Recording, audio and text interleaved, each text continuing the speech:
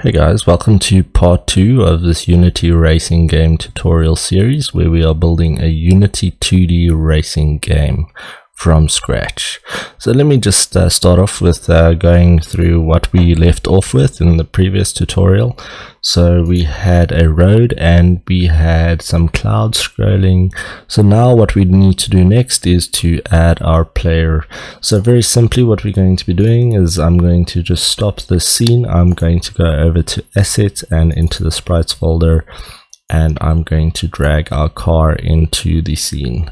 So as you'll see, it is now behind the road and the cloud. So what we want to do is we want to click on this 2D button over here to go into 3D view. We want to basically double click on our car to see where it is in our scene, and we want to shift it forward and then just see, is it behind the clouds and above the road as it is. If yours is not like this, then what you need to do is click over into the scene, double click on the clouds, make sure it is in front of your car and your background is behind your car.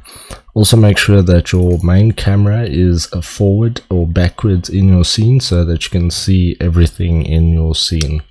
So the very next thing we need to do is we want to resize our car down. So click on the 2D button again and resize our car to a very normal and hopefully a size that fits our scene. So push it up a little bit and there you have your car in your scene.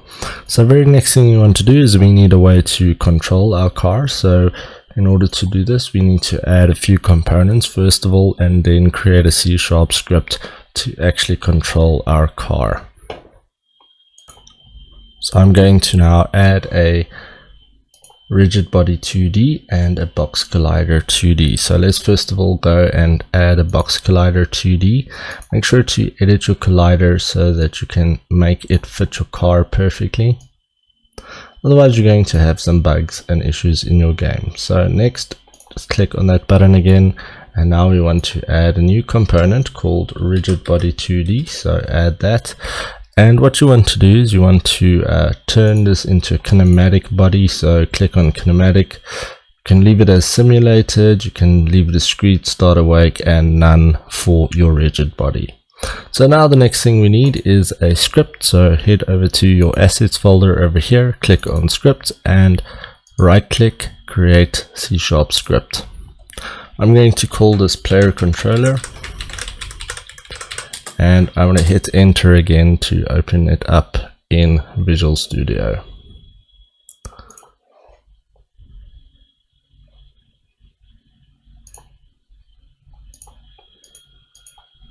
So let's just open this up properly, double click it, and there we go.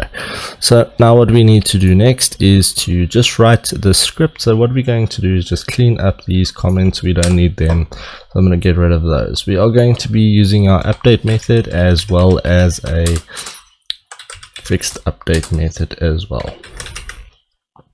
I'm going to be adding that in, so we want a private void fixed update, and just leave that in for now. The next thing we want to do is create some variables. So the first one we want to do is a rigid body variable. So we'll declare this as private because we are going to be getting the component from the start method. So I'm just going to use a Rigidbody 2D and I'm going to call it RB. Next we need a move speed. So I'm going to make this one public so that we can change it in our inspector in our game. So I'm going to make this a float, and I'm going to call it move speed, and I'm going to set it to 100 float for now. And then the next thing we need is we need a way to determine our direction of our player. So what we're going to do there is we're going to declare private direction, and it's going to be a float as well. And how this is going to work is we're going to get the direction based on our input keys, left or right buttons on our keyboard. Later on we will change this to the accelerometer of our mobile device so that we can control it with the tilt of our device. But for now we are just simply going to use the arrow keys to do testing. So here is what we need to do now. We just need to set our rigid body. So we're going to do a get component rigid body 2D. going to then go ahead in our update method. We're just going to get our input. So we're going to set our direction equal to input get axis raw, and we're going to be getting our horizontal axis. So type in horizontal. So this just basically means we're going to get our input on the horizontal plane. So it's going to be left and right movements. So what this will do is it will output a value between -1 and 1, depending on what button we press. So now that we can get our direction in our update method, we now need to update our physics in our fixed update method. So the very first thing we want to do is just level out the velocity on each update. So I'm going to set our velocity initially to vector 2.0 so that it has no velocity initially, and then we will get our velocity based on our speed and our arrow keys that we press. So to do this, we're going to set our rb.velocity equal to a new vector 2. We are only going to be controlling our player on the x-axis, so I'm going to be doing a calculation on the x-axis and then leaving the y-axis as 0. I will explain to you how this works and why maybe you can even change this around a bit just to make it a bit more interesting if you want to change the way your game works. So for now, let's just start off with our directional move. So I'm going to take our direction, multiply that by our move speed, and then we're going to multiply that by time dot fixed delta time. Then simply for our y, we're going to set this as 0 because we're not going to be moving on the y-axis. So if you wanted to make it more interesting to make your player move up and down, you could do something similar to this on the vertical axis as well, and then you could move your player up and down. But for this game that we're building, we just want to move left and right so our player can dodge various obstacles in our scene and in our game. So I'm going to hit save on this, and I'm going to head back into Unity. I'm just going to minimize this, and I'm going to click on the car, and we want to just make sure we're on the inspector and drag our player controller onto our car.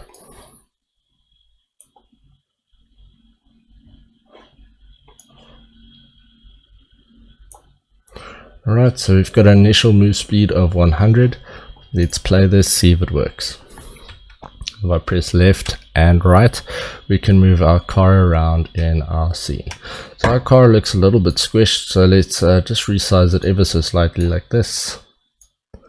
And maybe bring it down like that, and then hopefully that's going to look a little bit better. So that looks fine, I think. We can control our player. So the next thing we want to just do is we maybe just want to create a start menu for our game so that we have a way of just, going from one scene to the next. And this is a good exercise for you if you want to learn how to transition between various scenes. So I know a lot of people struggle with this when they start game development, to just transition between scenes. So let's give that a go. So in order to do this, we first want to just go back up into assets and scenes, and we want to create a new scene. So I'm going to go ahead to file and new scene, and I'm going to save our scene. So here we're just going to have a main camera with some canvases and so on, and then we're going to create a basic menu which we can use to start our game initially. So for this, what we're going to do is we're going to right click, and we're going to go and create a UI element called canvas. So this is going to be our main canvas. And what I want to do is just decorate this ever so slightly. So I'm going to bring in our road and our car assets. So you can use your own assets for this, for whatever you need to do here. But I'm going to just bring in these basic assets just to decorate this main menu. We've got a car in here. Just need to resize our road ever so slightly to fit in the scene. So let's just have a look at how big our main camera is.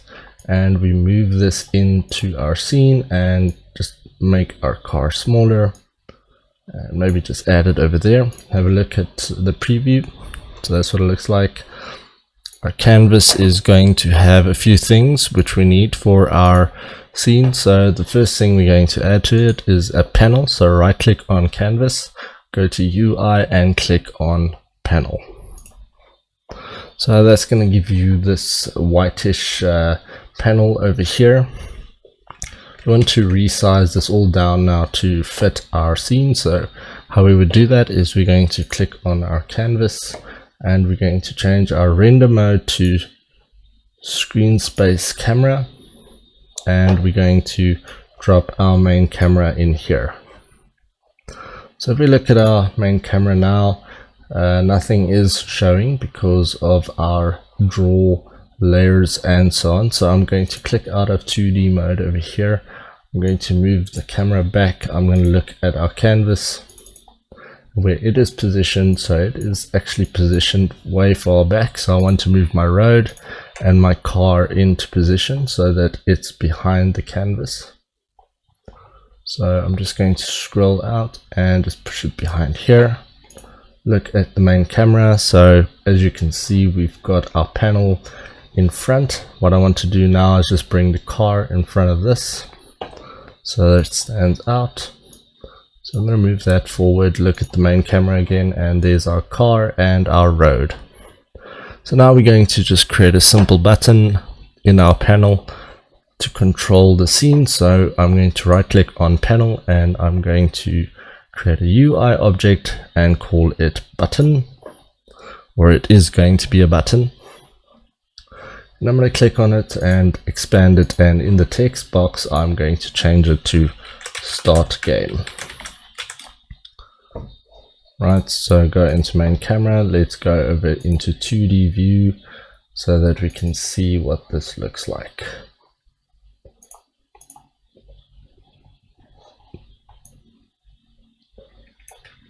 Right, so as you can see, our button isn't quite in the best place, so let's move that up to here, and there we've got a start game button in our scene. If we hit play on this, that's what it's going to be looking like. You can click on it.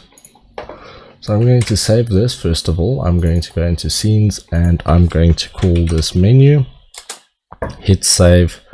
And now what we need to do is actually hook this up to a script, which is going to change our scenes when we hit start game. I just want to, first of all, before we do that, just bring this road down so that it fits into a camera box. Something like this. So now we can actually see this as part of the scene. So it looks a little bit better. I just want to align it correctly like so, and that should be fine for our main menu. So let's go ahead now and create that script. So let's go over to assets and to go over to scripts, and I'm going to right click and create C# script, and I'm going to call it UI manager. I'm going to open this up in Visual Studio, but first I'm going to just add it to our canvas because I don't want to forget about adding it to the canvas later. So I'm just going to drag it onto canvas, and then let's open it up in Visual Studio. So now let's have a look at what we need to do for this script. It's actually going to be extremely basic. It's just going to do one very simple thing. It's going to call the start game method, which we're going to create. So I'm going to get rid of all of these methods. I'm going to create a public void start game, and I'm simply going to go use the scene manager.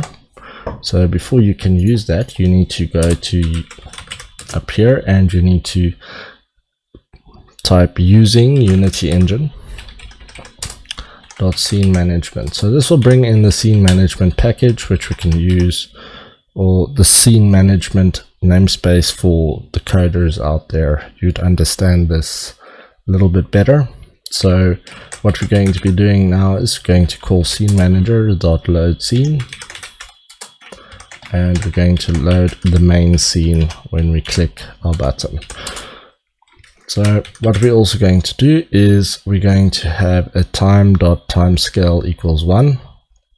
at some stage, which we're not going to do now. This is going to allow us to pause the game, but let's just load the scene for now. So I'm going to save this UI manager script, and I'm going to hit play over here. And when you click start game, you're going to see it doesn't work yet.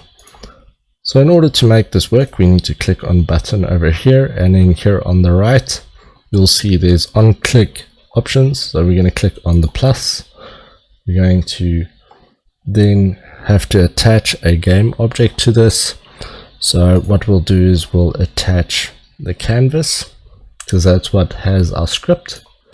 And then in this no function box over here, you're going to click, you're going to go down to UI manager, and you're going to click on start game.